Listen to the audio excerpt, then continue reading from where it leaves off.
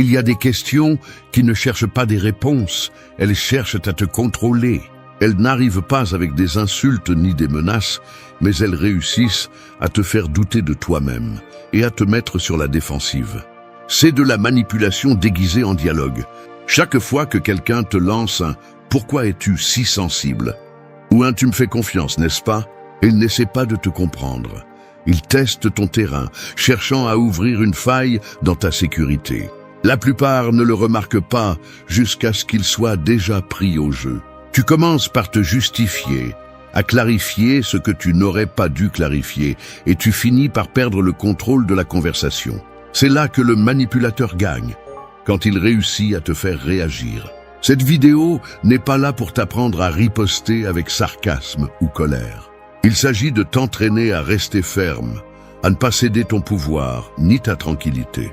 Un stoïcien comprend que le véritable contrôle n'est pas d'avoir le dernier mot, mais de ne pas laisser l'autre t'entraîner sur son terrain.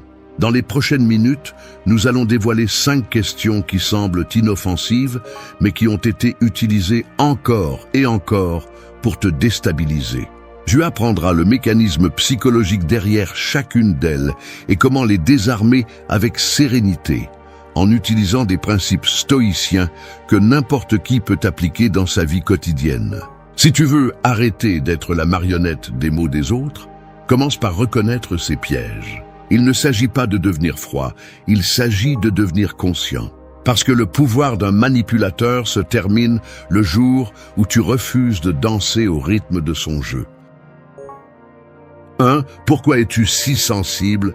Cette question, qui semble innocente, est l'une des armes préférées des manipulateurs. Elle n'arrive pas avec violence, elle arrive doucement, comme si c'était une simple observation. Mais c'est une flèche empoisonnée. Son but est que tu commences à remettre en question la validité de tes émotions et que tu te sentes faible de les avoir. C'est une attaque déguisée en préoccupation. Celui qui te la lance insinue que ta réaction est exagérée, que ta douleur n'est pas légitime, que ton inconfort n'a pas de sens. En d'autres termes, il veut t'invalider. Le sous-texte psychologique de cette question est clair. Il déplace le focus du problème réel vers toi. Si quelqu'un t'offense ou franchit une limite et que tu réponds fermement, il lâche immédiatement ce « Pourquoi es-tu si sensible ?» Avec ces mots, ils te disent que le problème n'est pas leur attitude, mais ton caractère. Ce qu'ils cherchent, c'est à te faire sentir coupable de réagir et à te faire t'auto-censurer. C'est un jeu de pouvoir. Le manipulateur se débarrasse de toute responsabilité et te force à te justifier. Un stoïcien ne donne jamais son jugement aux autres. Marc Aurèle disait que ce ne sont pas les choses qui nous perturbent, mais les jugements que nous portons sur elles. Cette question tente de changer ton jugement, de te faire voir ta propre réaction comme une erreur. La meilleure défense commence par ne pas tomber dans ce piège mental. La première chose à retenir est que ressentir des émotions n'est pas une faiblesse. Ce qui importe, ce n'est pas de ressentir, mais comment tu décides d'agir face à ce que tu ressens. Quand quelqu'un te dit « Pourquoi es-tu si sensible ?» Moi, ne lui donne pas le pouvoir de te définir. Respire et observe-le. Derrière cette phrase, il y a une tactique de diversion. Tu n'as pas besoin de lui expliquer pourquoi quelque chose t'a affecté, ni de justifier tes limites. Ton calme sera ta réponse la plus percutante. Une façon stoïcienne de neutraliser cette manipulation est de répondre par des phrases qui mettent fin au jeu, comme « je signale un fait »,« je n'exagère pas » ou « il ne s'agit pas de sensibilité, mais de respect ». Avec cela, tu ramènes le focus sur le comportement inapproprié de l'autre personne et non sur ta réaction. L'erreur la plus courante est de réagir avec colère ou de tomber dans des discussions interminables pour se défendre. C'est ainsi que le manipulateur gagne. Il réussit à te faire dépenser de l'énergie à essayer de prouver que ton émotion est valide. Ne tombe pas dans ce piège. Rappelle-toi que la maîtrise de soi ne consiste pas à réprimer ce que tu ressens, mais à ne pas laisser quelqu'un d'autre décider du cours de ta réponse. Imagine que tu es face à une mer calme. Les paroles des autres sont des pierres jetées à l'eau. Certaines génèrent de petites ondes, d'autres provoquent de grandes vagues, mais aucune ne peut bouger le fond de la mer si celui-ci est solide. Ta pensée doit être ainsi, solide et profonde, même si la surface est agitée. Chaque fois que quelqu'un utilise cette question pour essayer de te déstabiliser, répète-toi « Je peux ressentir ce que je ressens, mais je ne vais pas leur donner le contrôle de ma réaction ». Cette affirmation interne te maintiendra ancré. Souviens-toi, celui qui t'accuse d'être sensible n'est pas intéressé à te comprendre, il essaie de te faire taire. Son but est que tu te remettes en question et que tu recules. Ne lui accorde pas cette victoire. Reste ferme, réponds sans agressivité, avec clarté et respect, et laisse ta composture être la preuve qu'ils ne peuvent pas te manipuler. Maîtriser ce premier type d'attaque est fondamental car il donne le ton à toutes les autres interactions. Si tu réussis à ne pas tomber dans ce piège, tu apprendras à défendre tes limites sans avoir honte de tes émotions. Et c'est là le véritable pouvoir d'un stoïcien. Rester inébranlable même lorsque l'attaque se déguise en simple question. 2. Tu me fais confiance, n'est-ce pas? À première vue, cela semble être une question innocente, voire tendre. Mais dans la bouche d'un manipulateur, c'est un piège subtil et dangereux. Celui qui te la pose ne cherche pas à savoir si tu lui fais confiance. Il cherche à te faire t'engager aveuglément, à te faire sentir que douter de ses intentions est une trahison. C'est un jeu psychologique qui fait appel à ton besoin naturel de montrer de la loyauté et de maintenir la paix dans la relation, que ce soit d'amitié, de couple, de famille ou même au travail. Le véritable poison de cette question réside dans la pression implicite. Elle te place à un carrefour émotionnel. Si tu réponds oui, tu donnes carte blanche à cette personne pour qu'elle fasse ce qu'elle veut sans être remise en question. Si tu réponds non, tu deviens le méfiant, le paranoïaque ou le méchant de l'histoire.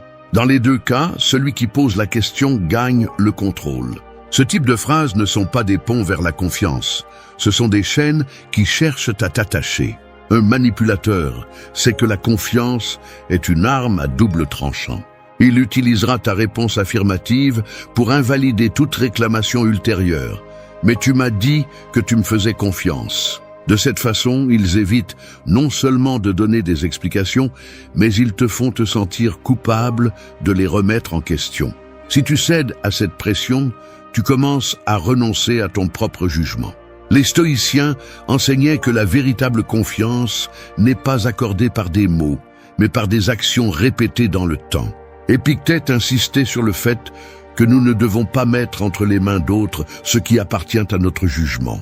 Faire confiance ne signifie pas fermer les yeux ni renoncer à la prudence. Cela signifie observer et décider sur la base des faits et non des promesses ou des phrases chargées de culpabilité. Quand quelqu'un te dit « Tu me fais confiance, n'est-ce pas ?» ne te précipite pas pour répondre et ne te sens pas obligé de donner une réponse immédiate. Le silence, dans de nombreux cas, est ta première défense. Observe le contexte. Pourquoi te pose-t-il cette question maintenant? Ou que cherche-t-il à obtenir de toi avec cette réponse? Y a-t-il quelque chose qu'il essaie de te faire accepter sans te poser de questions? Le calme te donne de la clarté et la clarté te donne du pouvoir. La meilleure façon de neutraliser cette tactique est de ne pas tomber dans le cadre émotionnel qu'il t'impose. Tu peux répondre par des phrases qui renvoient la responsabilité à leurs actions, comme « La confiance se démontre, elle ne s'exige pas » ou « Ma confiance dépend de la façon dont tu agis, pas de ce que tu me demandes ». Cela ne fait pas seulement arrêter le jeu, mais cela établit des limites claires et montre que tu ne te laisseras pas entraîner par la manipulation. La réaction commune est de se sentir pressé de répondre par un oui pour éviter les conflits. Mais cette réponse précipitée est la véritable erreur. Un stoïcien sait qu'il ne doit pas céder à l'impulsion de plaire au détriment de sa paix intérieure. L'autocontrôle est plus précieux que toute approbation momentanée. Pense à un gardien qui protège une porte. Il ne laisse pas passer n'importe qui dit avoir de bonnes intentions. Il observe, analyse et décide. C'est ainsi que tu dois être avec ta confiance. Ce n'est pas un cadeau qui est accordé par courtoisie. C'est un privilège que les autres doivent gagner. Souviens-toi que faire confiance ne signifie pas devenir naïf. Cela signifie choisir consciemment à qui tu donnes accès à ton espace émotionnel. Chaque fois que tu réponds à cette question avec sérénité et fermeté, Tu démontres que ta confiance n'est pas à vendre et ne peut être achetée avec de belles paroles. Affronter cette question avec clarté te libère d'un des pièges les plus courants de la manipulation émotionnelle. 3. Tu m'accuses?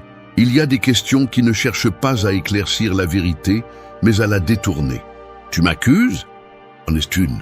Elle est utilisée pour vous arrêter net, pour vous faire sentir que vous attaquez, alors qu'en réalité, vous ne faites que souligner quelque chose qui vous dérange ou vous suspectez. C'est une manœuvre psychologique brillante pour ceux qui cherchent à s'en sortir indemnes. Au lieu de répondre, ils réussissent à vous mettre sur la défensive. Le véritable pouvoir de cette question réside dans le revirement qu'elle provoque. Soudain, le problème cesse d'être le comportement que vous remettiez en question et devient votre audace à le souligner. C'est comme si quelqu'un vous bousculait volontairement et, lorsque vous vous plaignez, il se vexe en disant « Tu m'accuses ?» Il ne cherche pas la vérité, il cherche à vous désarmer émotionnellement. Le manipulateur utilise cette tactique pour invalider tout doute ou réclamation en leur donnant un air d'injustice. Son objectif est de brouiller votre perception, de vous faire croire que votre malaise est une attaque infondée. Une fois qu'ils réussissent à vous faire justifier, ils prennent le contrôle. Vous commencez à expliquer pourquoi vous avez pensé ce que vous avez pensé, à adoucir vos mots pour ne pas paraître accusateur, et à chaque phrase que vous donnez, vous perdez de l'autorité sur la conversation. La philosophie stoïcienne enseigne que nous ne devons pas nous laisser entraîner par des provocations déguisées. Épictète rappelait que ce ne sont pas les paroles des autres qui blessent, mais notre réaction à elles. Cette question « tu m'accuses » est un hameçon. La clé pour la neutraliser n'est pas de répondre précipitamment, mais de garder son calme et de ne pas permettre à l'autre de changer le centre de la discussion. Lorsque vous entendez cette phrase, arrêtez-vous. Ne vous précipitez pas pour vous justifier et ne tombez pas dans le piège de prouver que vous n'êtes pas offensant. La réponse la plus puissante que vous pouvez donner est de ramener la responsabilité au point d'origine avec calme et fermeté. Des phrases comme « je parle de ce qui s'est passé, pas d'accuser quelqu'un » ou « je souligne des faits, je n'invente pas des fautes » fonctionnent pour démonter la stratégie. L'erreur commune est de perdre son calme et de réagir avec colère, ce qui renforce la narrative du manipulateur que vous êtes injuste ou irrationnel. Souvenez-vous, lorsqu'ils posent cette question, ce n'est pas parce qu'ils cherchent à clarifier, c'est parce qu'ils essaient de vous faire perdre le contrôle. Et la meilleure façon de frustrer cette intention est de rester serein. Imaginez que vous êtes au milieu d'une partie d'échecs. Chaque fois que l'autre déplace une pièce dans le but de vous mettre sous pression, vous ne répondez pas par le premier impulsion. Vous réfléchissez, observez et agissez seulement ensuite. C'est ainsi que votre esprit doit être face à des provocations comme celle-ci. La sérénité est votre avantage stratégique. Un stoïcien ne se laisse pas entraîner par le théâtre émotionnel des autres. Garder le focus sur les faits vous rend immunisé contre ces tactiques. Si votre pointe est valide, vous n'avez pas à reculer. Seul celui qui a quelque chose à cacher cherche à transformer les questions en attaque personnelle. Pratiquez cette réponse ferme mais calme vous apprendra à ne pas céder du terrain lorsque quelqu'un essaie de vous manipuler avec du victimisme. La prochaine fois que vous entendrez « tu m'accuses », ne jouez pas à leur jeu. Respirez, gardez le regard fixe et revenez au point central, les faits. Le véritable pouvoir n'est pas de crier plus fort ou d'avoir le dernier mot. Il est de ne pas laisser l'autre décider du cours de votre dialogue, ni de vous entraîner dans le rôle d'agresseur alors que vous ne demandiez que de la clarté. Celui qui maîtrise sa réponse maîtrise la conversation. Et c'est dans ce contrôle que réside la force d'un stoïcien. 4. Crois-tu que je te mentirais ? Il y a des questions qui semblent être un pont vers l'honnêteté, mais qui sont en réalité un piège pour te faire baisser la garde. Crois-tu que je te mentirais ? N'est pas un véritable intérêt pour connaître ta réponse. C'est une stratégie pour te forcer à nier toute suspicion et à te sentir coupable de douter. Au lieu d'éclaircir la situation, cette question l'obscurcit, car elle fait appel à ton sens de la loyauté et à ton besoin de ne pas paraître paranoïaque. Le manipulateur sait que personne ne veut être vu comme méfiant. Alors, il pose cette question pour que tu te précipites à dire non, que bien sûr, tu ne crois pas qu'il ment. À ce moment-là, tu donnes un vote de confiance qui n'était peut-être pas justifié. C'est comme tendre un piège avec un sourire. Il ne cherche pas l'honnêteté, il cherche le silence. Le contexte psychologique est clair. Une fois que tu as répondu que tu ne crois pas qu'il te ment, tu perds le droit de questionner.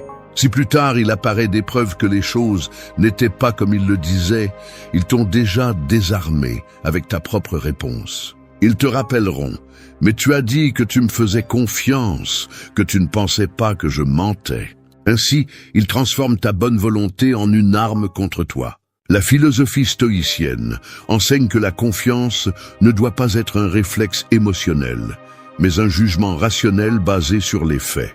Marc Aurèle écrivait que l'âme tranquille observe sans se laisser tromper par les apparences. Cela signifie que nous ne devons pas permettre que les paroles douces remplacent les preuves claires. Le stoïcien comprend que la prudence n'est pas de la méfiance. C'est du respect pour soi-même.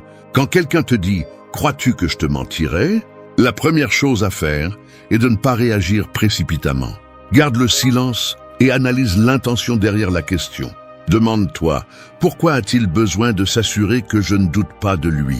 Et que gagnerait-il si je nie mes soupçons? Y a-t-il quelque chose qu'il essaie de cacher sous cette phrase? Cette pause te donnera du recul et t'évitera de tomber dans le piège de la culpabilité. La meilleure façon de neutraliser cette tactique est de ne pas entrer dans le cadre qu'ils t'imposent. Tu n'as pas à leur donner la réponse qu'ils attendent. Tu peux répondre avec sérénité et fermeté. Il ne s'agit pas de ce que je crois, il s'agit des faits, ou je préfère me baser sur ce que je peux vérifier, pas sur des suppositions. Cela détourne le pouvoir de la question et ramène l'accent sur les preuves. L'erreur commune est de répondre rapidement par peur d'offenser. Cette réaction est précisément ce que le manipulateur cherche, que tu choisisses l'harmonie immédiate plutôt que ta clarté. Mais un stoïcien sait que le véritable respect pour les autres commence par le respect de son propre jugement. Pense à un gardien qui ne laisse passer personne simplement parce qu'il parle poliment. Observe d'abord, décide ensuite. C'est ainsi que tu dois gérer la confiance. Non pas comme un cadeau qui est donné à celui qui le demande, mais comme une porte qui ne s'ouvre que lorsqu'il y a des raisons claires de le faire. Souviens-toi que tu n'as pas besoin de justifier ta prudence. Le soupçon n'est pas une insulte lorsqu'il est basé sur des faits ou des incohérences. Celui qui se sent offensé par ta prudence peut essayer de cacher quelque chose qu'il ne veut pas expliquer. Répondre calmement et en se concentrant sur les faits, non seulement désarme cette question, mais renforce ta position. Tu démontres que ta confiance ne peut pas être achetée avec des paroles douces ni avec des questions chargées de culpabilité. Le véritable pouvoir d'un stoïcien est de ne pas permettre aux autres de définir l'étendue de sa confiance ni la direction de ses doutes. Reste ferme, car celui qui ne se laisse pas entraîner par la culpabilité n'est jamais manipulé. 5. Ne pouvons-nous pas le laisser derrière nous ? Parmi toutes les questions manipulatrices, celle-ci est l'une des plus dangereuses, car elle se déguise en réconciliation. Ne pouvons-nous pas le laisser derrière nous ?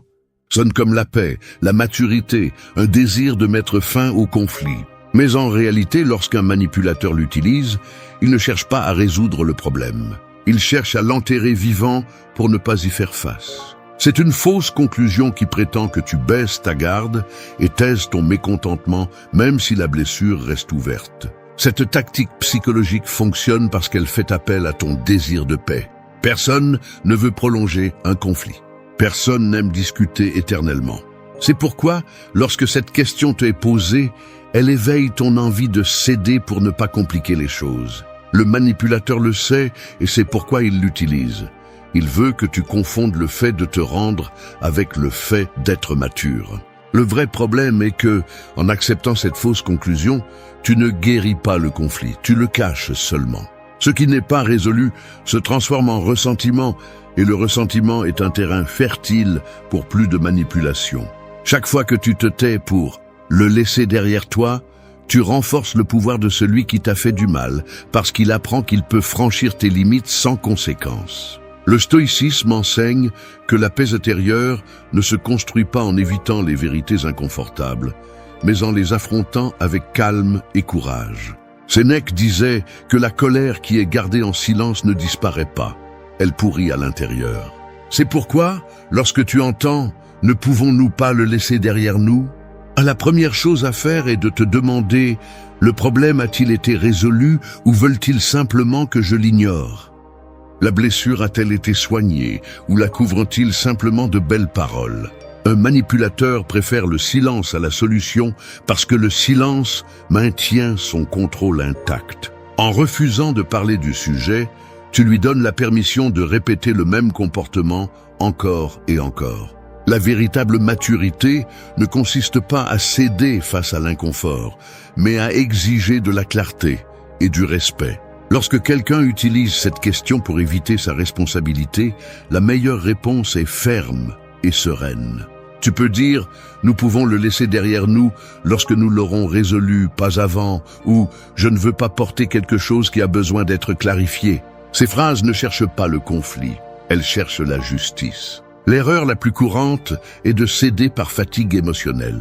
Parfois, après tant de discussions, tout ce que tu veux, c'est la paix, même si elle est temporaire. Mais un stoïcien sait que la paix superficielle est une illusion fragile.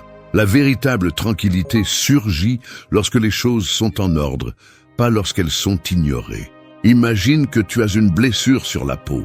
Tu peux la couvrir avec un bandage et prétendre qu'elle n'est pas là, mais si tu ne la nettoies pas et ne la soignes pas, l'infection grandira sous le tissu. C'est ainsi que fonctionnent les problèmes qui sont laissés derrière sans être résolus. Ils restent là, contaminant la relation, t'affaiblissant petit à petit. Le self-control stoïcien ne signifie pas se taire pour éviter le drame. Cela signifie choisir quand et comment parler pour guérir ce qui fait mal. Garder son calme en exprimant que tu ne veux pas ignorer le problème est un signe de force, pas de faiblesse. Souviens-toi, la paix ne se négocie pas au détriment de ta dignité.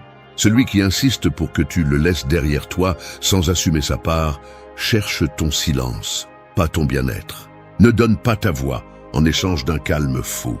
Répondre avec fermeté et clarté à cette question marque un avant et un après. Tu montres à l'autre que ta paix intérieure n'est pas à vendre et que tu ne vas pas permettre qu'une conclusion vide remplace la véritable réparation. 6. Tu exagères toujours comme ça? Il y a des phrases qui semblent être un simple commentaire, voire une blague, mais qui sont chargées de poison émotionnel. Tu exagères toujours comme ça? Est l'une de ces questions qui désarment et blessent en même temps. Elle est utilisée pour te faire sentir irrationnel, dramatique, incapable de mesurer les choses avec calme. Le manipulateur sait que s'il parvient à te faire douter de ta perception, il pourra contrôler le récit à son avantage. Le véritable pouvoir de cette question réside dans son déguisement d'humour. Dite avec un sourire ou sur un ton ironique, elle semble inoffensive. Cependant, son objectif est clair. Minimiser ton expérience et te présenter comme quelqu'un qui perd toute proportion. C'est une façon d'invalider tes sentiments et de détourner l'attention du véritable problème. Ce type de commentaire est une tactique psychologique qui attaque ton estime de soi. Il te fait commencer à te demander si tu exagères vraiment, si ton irritation est aussi grande que tu le penses, ou si tu devrais te taire pour ne pas paraître exagéré. La manipulation fonctionne quand ils parviennent à te faire t'auto-censurer. Les stoïciens mettaient en garde contre le danger de confier son propre jugement aux autres. Épictète enseignait que personne ne peut te faire sentir inférieur sans ton consentement. Chaque fois que tu penses que ta perception est exagérée simplement parce que quelqu'un d'autre le dit, tu lui donnes ce consentement. Ce que tu ressens a de la valeur et mérite de l'attention, même si l'autre le ridiculise. Répondre à cette question ne signifie pas entrer en discussion ni rendre le sarcasme. La force réside dans le maintien de la composture et le renvoi de la responsabilité au comportement de celui qui tente de te minimiser. Tu peux répondre par des phrases courtes et fermes. « Je décris ce qui s'est passé, je n'exagère pas. » Ou « Si tu ne le vois pas de la même manière, cela ne signifie pas que ce n'est pas réel pour moi. Avec cela, tu établis une limite sans tomber dans le jeu émotionnel qu'il recherche. L'erreur commune face à cette attaque est de réagir avec colère ou honte. Si tu réponds avec colère, tu renforces leur argument que tu es exagéré. Si tu te tais par honte, tu confirmes le pouvoir de leur manipulation. La bonne réponse est le juste milieu. Parler avec sérénité, mais sans céder de terrain. Imagine une flamme qu'ils essaient d'éteindre en soufflant dessus avec moquerie. Si tu réponds avec colère, elle devient un feu incontrôlable. Si tu t'éteins, elle s'éteint. Cette flamme est ta dignité. La philosophie stoïcienne ne propose pas d'être froid ou indifférent, mais maître de ta réaction. Garder son calme n'est pas un signe de faiblesse. C'est un acte de discipline et de force mentale. Chaque fois que quelqu'un t'accuse d'exagérer alors que tu ne fais qu'exprimer une limite, rappelle-toi que la perception des autres ne définit pas la réalité de ton expérience. Cette question révèle aussi quelque chose d'important. Celui qui a besoin de ridiculiser ce que tu ressens craint de faire face à sa propre responsabilité. Te minimiser est sa façon d'éviter de se regarder dans le miroir de ses actes. Ne tombe pas dans cette distraction. Reste concentré sur le fait que tu soulignes, pas sur le jugement que l'autre veut t'imposer. Résister à ce type de manipulation nécessite de la pratique et de l'autocontrôle.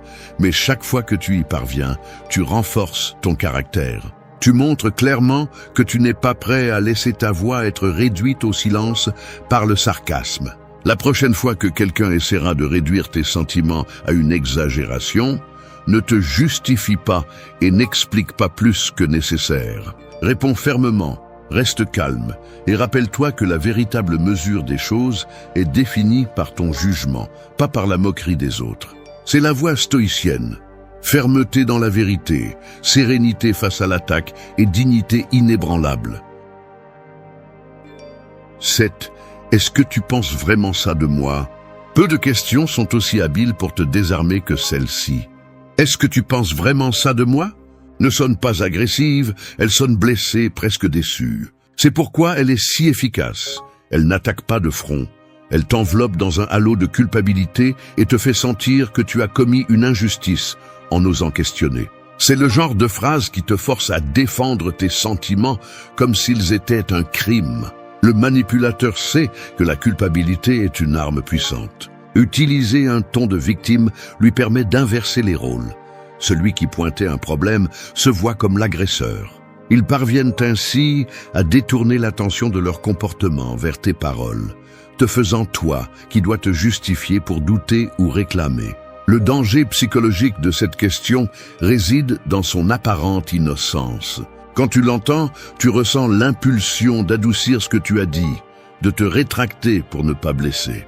C'est exactement le mécanisme qu'ils cherchent à activer, que tu réduises toi-même le poids de tes limites et que tu finisses par demander pardon pour avoir dérangé l'autre. L'enseignement stoïcien est clair. Ton devoir est envers la vérité, pas envers les émotions des autres. Marc Aurèle disait que nous devons être gentils, mais pas au détriment de la justice. En d'autres termes, pointer un fait n'est pas de la cruauté, c'est de la responsabilité. Si quelqu'un reçoit la vérité comme une attaque, c'est son problème, pas le tien. Répondre à cette question avec agressivité ne fait qu'alimenter le jeu. La clé est de rester calme et de réaffirmer sereinement ce que tu as dit. Tu peux répondre « Oui, je le pense parce que les faits me conduisent à le voir ainsi » ou « Ce n'est pas ce que je pense de toi, c'est ce que j'observe dans ton comportement ». Ces réponses ramènent le poids de la situation aux faits et empêchent la conversation de dévier vers le terrain émotionnel que le manipulateur tente d'imposer. L'erreur commune est de tomber dans la culpabilité et de se rétracter par peur de blesser l'autre. Mais céder à cette pression ne fait que perpétuer le cycle de manipulation. La compassion ne signifie pas renoncer à la clarté. Imagine que tu tiens un miroir devant quelqu'un. Ce n'est pas le miroir qui crée l'image. Il ne fait que refléter ce qui est là. Ainsi sont tes paroles quand tu pointes quelque chose de réel. Elles n'inventent rien. Elles ne montrent que ce qui existe déjà. Si l'autre n'aime pas ce qu'il voit, ce n'est pas le miroir le problème. Pratiquer cette fermeté nécessite une discipline émotionnelle. Chaque fois que tu parviens à maintenir ton point avec sérénité, tu renforces ta confiance en toi et démontres que tu ne vas pas permettre que la peur de déranger te fasse taire. La prochaine fois que quelqu'un utilise le poids de la culpabilité déguisée en déception, ne cède pas et ne te justifie pas.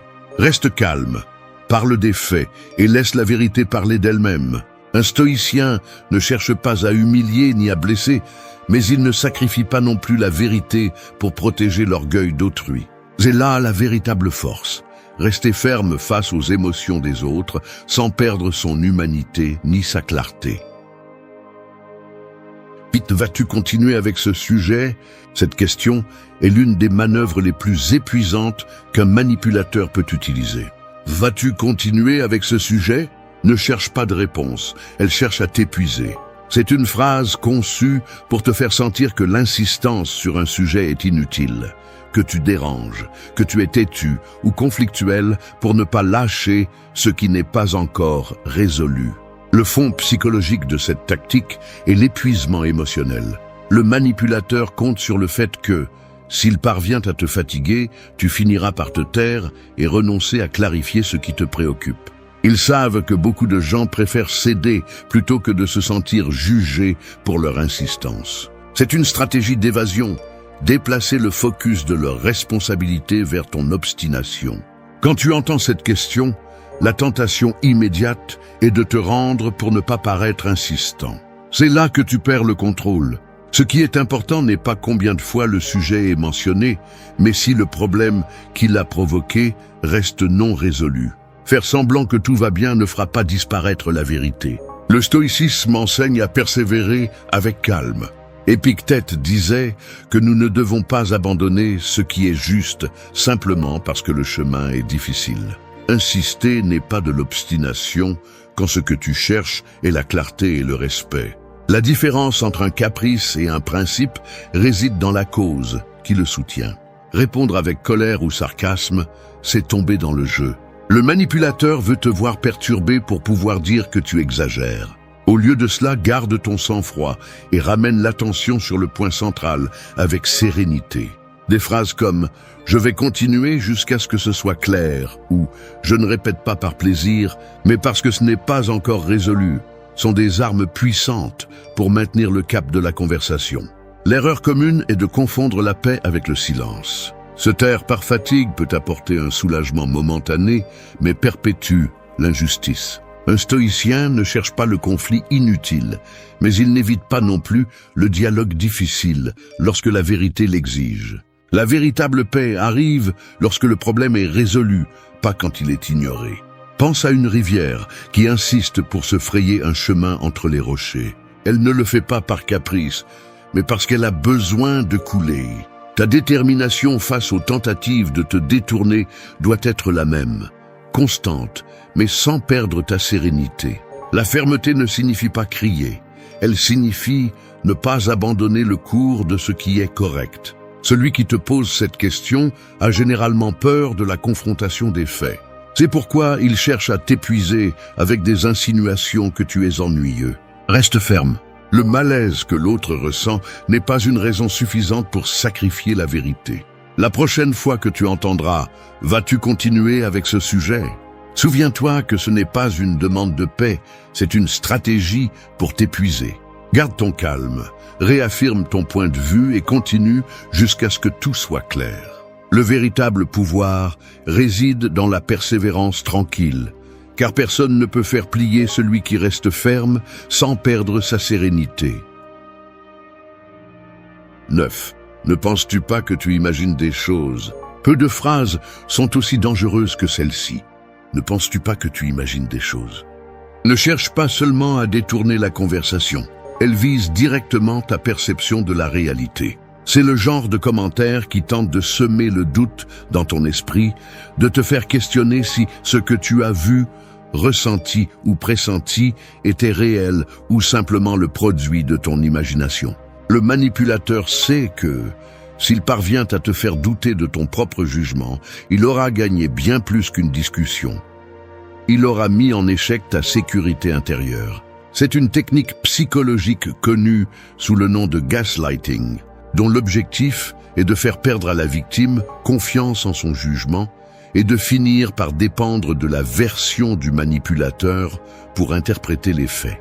Le véritable danger réside dans l'invisible. Chaque fois que tu acceptes cette idée que peut-être tu imagines des choses, tu cèdes un peu de terrain. Petit à petit, tu cesses de faire confiance à tes instincts, tu tais tes soupçons et tu renonces à demander des explications. C'est ainsi que le manipulateur parvient à te faire t'auto-censurer et à te retrouver piégé dans une réalité que tu ne contrôles plus. La philosophie stoïcienne offre une défense puissante contre ce type d'attaque, la maîtrise de ses propres pensées. Marc Aurèle disait que l'âme se renforce lorsqu'elle s'attache aux faits et non aux interprétations d'autrui. La meilleure réponse à cette question n'est pas de convaincre l'autre, mais de maintenir ferme ta connexion avec la vérité que tu as observée. Quand quelqu'un te dit « Ne penses-tu pas que tu imagines des choses ?» évite la réaction impulsive de te justifier avec des détails interminables. C'est le piège. Ils veulent t'entraîner à expliquer chaque étape de ta perception pour t'épuiser. À la place, réponds calmement et rends le poids de la clarté aux faits. Je n'imagine pas, je parle de ce qui s'est passé ou, si je l'ai perçu ainsi, c'est à cause de quelque chose qui s'est passé, pas à cause de fantasmes. L'erreur la plus courante est de douter de soi-même en entendant cette phrase, surtout lorsqu'elle vient de quelqu'un de proche. Mais un stoïcien comprend que son jugement doit reposer sur des preuves et des observations, pas sur les insinuations des autres. Imagine que tu marches dans le brouillard. Tu vois une figure devant toi et quelqu'un insiste sur le fait qu'il n'y a rien là. La question n'est pas de savoir si tu la vois avec une clarté parfaite, mais si tu la vois suffisamment pour ne pas l'ignorer. C'est ainsi que tu perçois les signaux. Tu n'as pas besoin que les autres les valident pour reconnaître qu'ils existent. Résister à cette manipulation nécessite du courage émotionnel. Rester ferme face aux doutes imposés est un acte d'autodéfense mentale. Ce n'est pas de l'obstination, c'est préserver ta santé mentale. La prochaine fois que quelqu'un essaiera de te faire croire que tout est dans ta tête, souviens-toi que ta perception n'a pas besoin de permission pour être valide. Un stoïcien fait confiance à la sérénité de son observation et ne se laisse pas arracher cette certitude par la peur de déranger.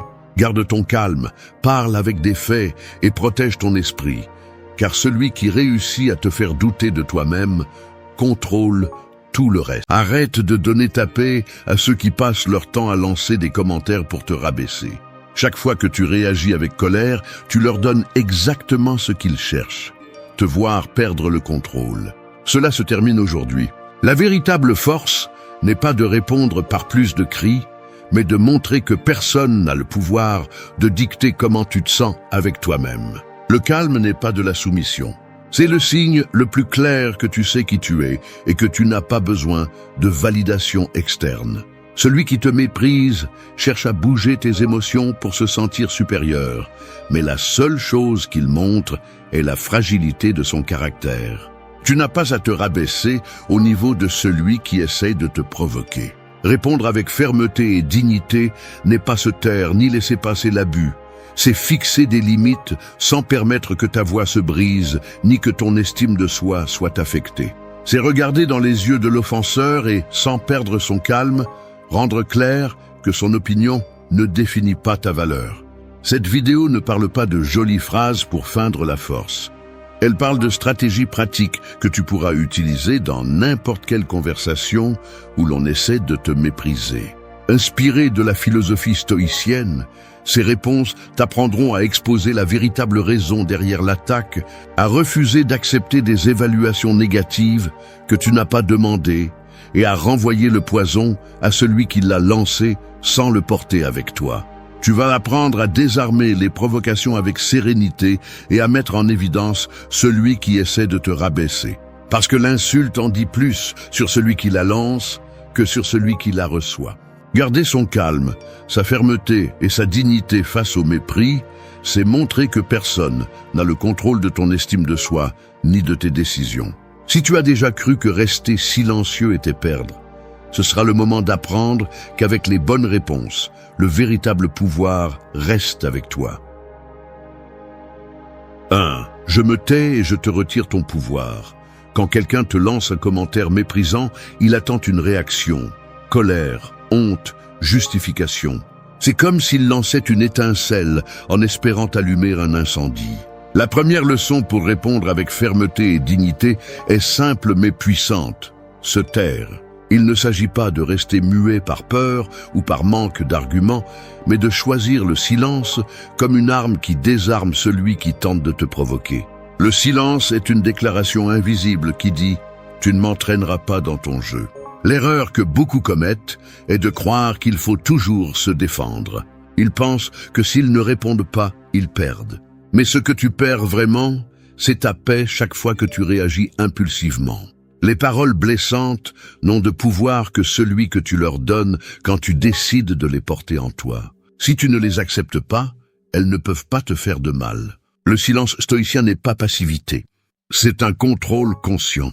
C'est savoir que tout ne mérite pas une réponse, que chaque pierre lancée ne doit pas se transformer en bataille. Imagine-le ainsi. Si un étranger dans la rue crie quelque chose d'absurde sur toi, tu ne perds pas ta journée à discuter avec lui parce que tu sais que ça ne vaut pas la peine. Alors, pourquoi donner plus d'importance aux commentaires venimeux de quelqu'un qui cherche à te blesser? Celui qui méprise cherche de l'attention. Il veut que tu perdes le contrôle, que tu montres par ta réaction qu'il a réussi à te toucher. Quand tu te tais, tu lui arraches le trophée qu'il cherchait. Les stoïciens comprenaient cela mieux que quiconque. Marc Aurèle écrivait que la meilleure vengeance est de ne pas être comme ton ennemi. Celui qui te provoque veut que tu sois comme lui, impulsif, colérique, débordé. Le silence, en revanche, montre que tu ne descendras pas à son niveau. C'est comme un mur impénétrable qui frustre l'offenseur, car il ne trouve pas la réaction qu'il attendait. Mais ne confonds pas le silence avec la soumission. Se taire ne signifie pas permettre que le mépris se normalise, ni que tu dois supporter des abus. C'est une pause stratégique. C'est respirer et observer avant de décider s'il vaut la peine de parler, et quand tu le fais, que ce soit avec des mots choisis, pas avec des émotions débordantes. Ce silence initial est un bouclier qui protège ton estime de toi tout en te donnant l'espace pour répondre calmement. La prochaine fois que quelqu'un essaiera de te dévaloriser, observe ce qui se passe en toi. Sans l'impulsion de réagir, mais ne la suis pas. Respire, garde le silence, maintiens ta posture ferme. Regarde cette personne sans baisser les yeux ni montrer de colère. Cet instant de silence est plus puissant que n'importe quelle réplique précipitée. À ce moment, tu lui dis, sans mots, qu'il n'a pas de contrôle sur ton état émotionnel. Pratiquer cette leçon t'apprend que le contrôle n'est pas dans ce que les autres disent, mais dans ce que tu décides de faire avec ce que tu entends. Tu n'as pas besoin de rendre chaque coup verbal. Parfois, la réponse la plus percutante est de ne pas en donner du tout. C'est une façon de montrer clairement que cela ne t'affecte pas et que tu ne vas pas te fatiguer à lutter pour la validation de quelqu'un qui ne mérite pas ton énergie. Le silence conscient est un choix qui demande du courage. Pas tout le monde peut se taire quand son ego brûle pour se défendre. Mais celui qui parvient à maîtriser cette première impulsion démontre une force intérieure qu'aucun commentaire ne peut renverser. À la fin, le calme que tu maintiens en dit plus sur toi que n'importe quelle insulte lancée contre toi. Ainsi, chaque fois que tu choisis de te taire face à une attaque, tu ne perds pas de terrain, tu le récupères. 2. Je réponds avec des questions qui te mettent mal à l'aise. Il y a des commentaires qui ne méritent pas une confrontation directe, mais qui ne doivent pas non plus passer inaperçus. C'est là qu'intervient une stratégie qui déconcerte et expose l'offenseur. Répondre par des questions. Ce ne sont pas des questions pour chercher une explication sincère, mais pour ramener l'attention sur celui qui a tenté de t'humilier. Tu l'obliges à regarder son propre comportement sans avoir besoin de l'insulter ni d'élever la voix. Celui qui méprise a tendance à le faire en étant sûr de garder le contrôle de la conversation. Il lance un commentaire blessant en espérant te voir hésiter ou te fâcher. Mais quand tu réponds avec une question sereine, tu brises son scénario. Tu le surprends parce qu'il ne s'attendait pas à ce que tu prennes l'initiative sans perdre ton calme. Un exemple simple, quelqu'un dit avec sarcasme « Tu ne sembles pas savoir ce que tu fais ». Au lieu de te justifier ou de t'énerver, tu demandes calmement « Qu'est-ce qui te fait penser ça ?»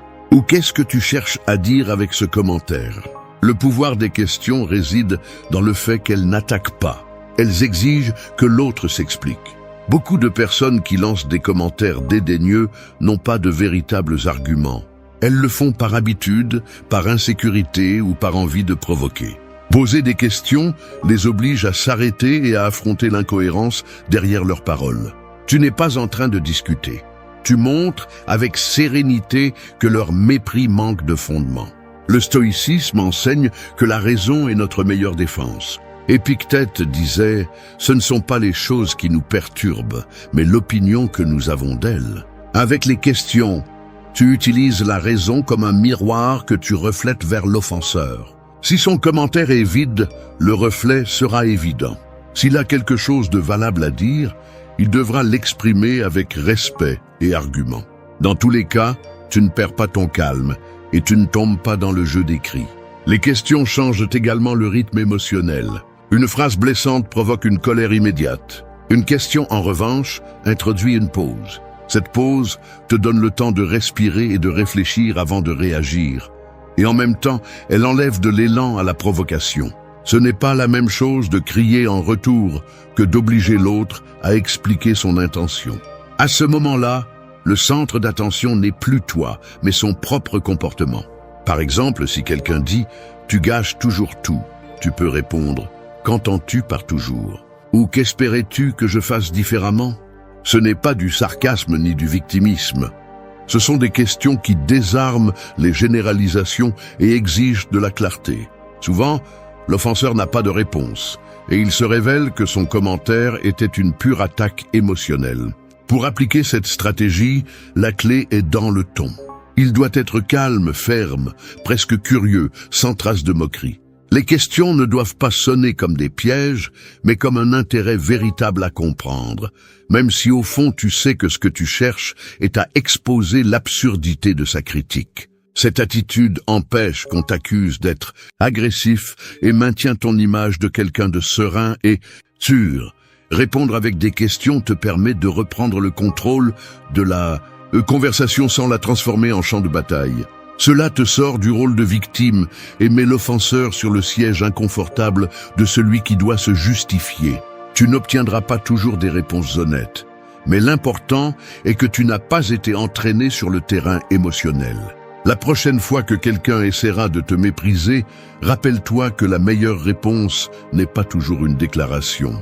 Parfois, c'est une question. Parce que poser une question avec sérénité n'est pas céder, c'est inviter l'autre à se confronter à sa propre intention. Et peu de choses mettent plus mal à l'aise celui qui cherche à provoquer que d'avoir à expliquer son propre poison. 3. Je reconnais tes mots, pas ton autorité. L'une des erreurs les plus courantes lorsque tu reçois un commentaire dédaigneux est de supposer que tu dois répondre comme si la personne qui le dit avait le droit de te juger. C'est là que le pouvoir est cédé. La véritable force réside dans l'apprentissage de la différence entre ce que quelqu'un dit et l'autorité qu'il prétend avoir sur toi. Tu peux reconnaître les mots qu'on te lance, mais tu n'as pas à accepter qu'ils définissent ta valeur ou ton identité. Lorsque quelqu'un te critique de manière blessante, il le fait généralement depuis une position de supériorité imaginaire. Il prétend se placer au-dessus de toi pour te faire sentir petit, insécurisé, impuissant. La réaction automatique est souvent de se défendre ou de se justifier, comme si ce jugement avait un poids réel. Mais la vérité est que personne n'a l'autorité de dicter qui tu es ou combien tu vaux. Reconnaître les mots signifie les écouter sans nier qu'ils ont été dits, mais en même temps comprendre qu'ils ne proviennent pas d'une voix légitime pour te définir. Imagine un passant qui crie au ciel que le soleil est laid et ne devrait pas briller. Le soleil ne s'éteint pas parce que quelqu'un le critique. Il en va de même pour toi. Le commentaire de quelqu'un d'autre ne change pas ton essence. Il ne fait que révéler sa perspective. Le problème est que beaucoup de gens confondent le bruit de ses opinions avec des vérités immuables. Si tu acceptes sans filtre tout ce que les autres disent, tu renonces à ton propre jugement et tu deviens prisonnier de leurs mots. Le stoïcisme enseigne que nous devons distinguer ce qui est sous notre contrôle de ce qui ne l'est pas. L'opinion des autres est hors de ton contrôle. Ce que tu peux contrôler, c'est le sens que tu décides de lui donner. Marc Aurèle disait « Si quelque chose d'extérieur te blesse, ce n'est pas cela qui te fait mal, mais le jugement que tu en fais. » En reconnaissant le commentaire, mais pas l'autorité de celui qui l'a dit, tu retires le poison de la blessure avant qu'il ne pénètre. Cette attitude établit également des limites de manière subtile, mais ferme. Quand tu réponds par quelque chose comme « J'ai entendu ce que tu as dit, mais je ne partage pas ta vision », tu fais clairement comprendre que tu ne nies pas l'existence de l'opinion, mais que tu ne lui concèdes pas non plus de pouvoir sur ta perception de toi-même. C'est une façon de dire « ta voix n'a pas le poids que tu crois ».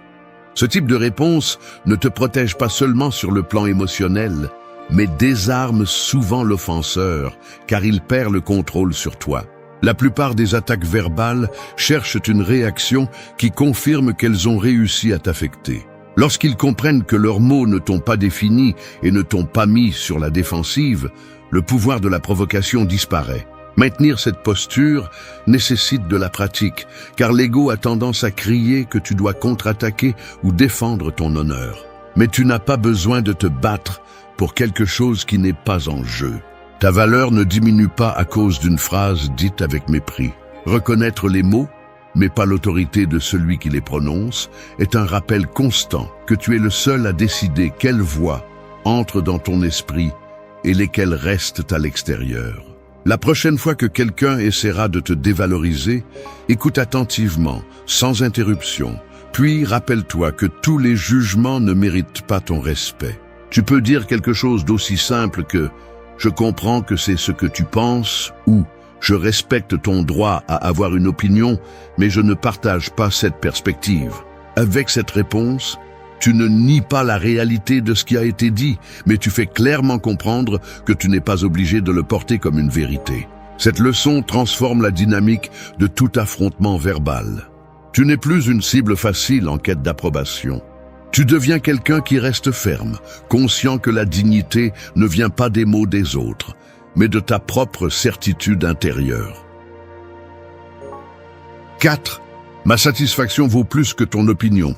L'un des pièges les plus courants dans lesquels nous tombons est de donner plus de valeur à l'approbation des autres qu'à notre propre satisfaction.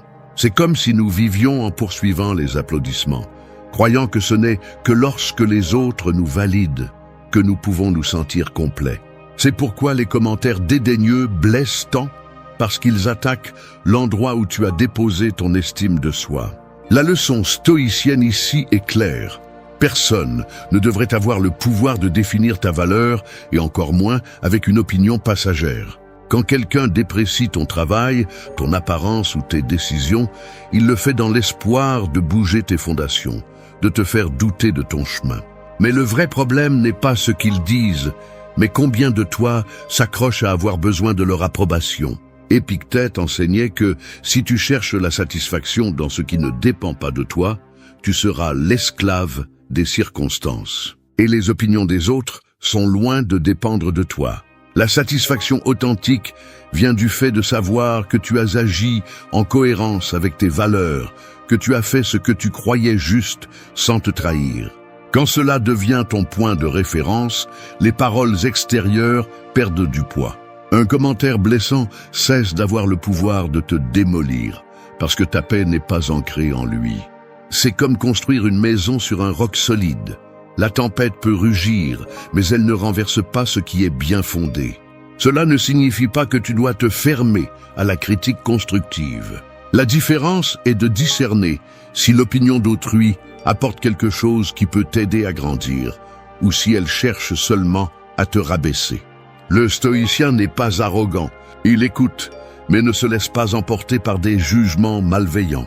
Apprends à te demander, ce que cette personne dit contribue-t-il à mon développement ou cherche-t-elle simplement à me provoquer? Cette seule question démasque beaucoup de paroles qui ne méritent pas une minute de ton énergie.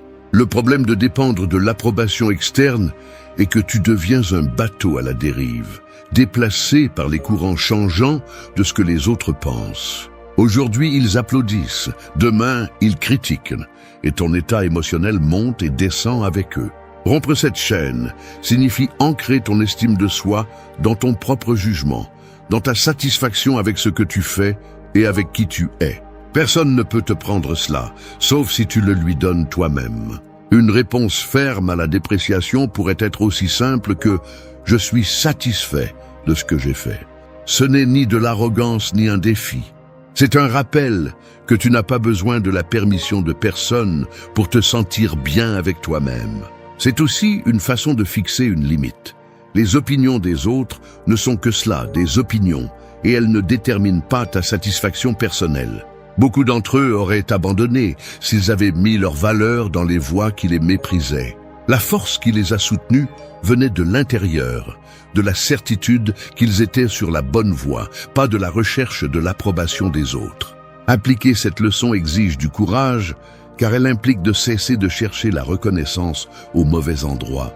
Cela signifie apprendre à te demander avant de t'inquiéter de ce que les autres pensent, « Suis-je satisfait de moi-même » Si la réponse est oui, aucun commentaire dédaigneux ne peut te voler cette paix. La prochaine fois que quelqu'un essaiera de te rabaisser avec des mots, rappelle-toi que ta satisfaction n'est pas à vendre ni à la portée des mains étrangères. Si tu sais que tu as agi avec honnêteté, que tu as fait de ton mieux et que ta décision est alignée avec ce que tu valorises, alors tu as déjà ce qui compte. Tout le reste n'est que du bruit qui ne mérite pas de devenir ta préoccupation. 5. Ce que tu dis parle de toi, pas de moi.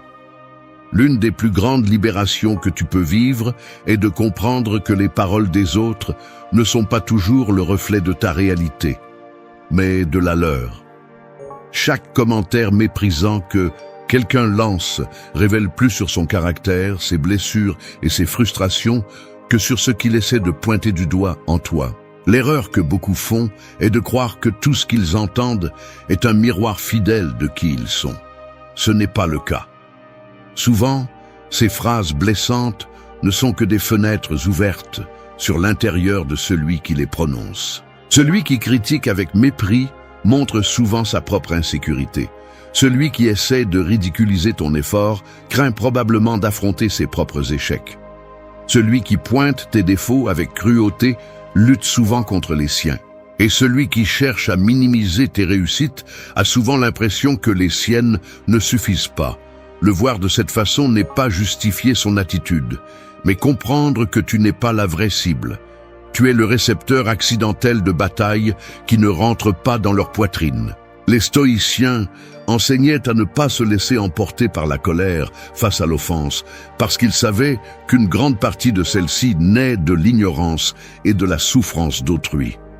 Marc Aurèle a écrit « Celui qui t'offense, souvent ne sait pas ce qu'il fait, car il agit selon sa propre nature. » Ce n'est pas un appel à tolérer l'abus, mais à ne pas le prendre comme un jugement sur ta valeur. Reconnaître cela te permet de renvoyer la charge émotionnelle à celui qui l'a lancée.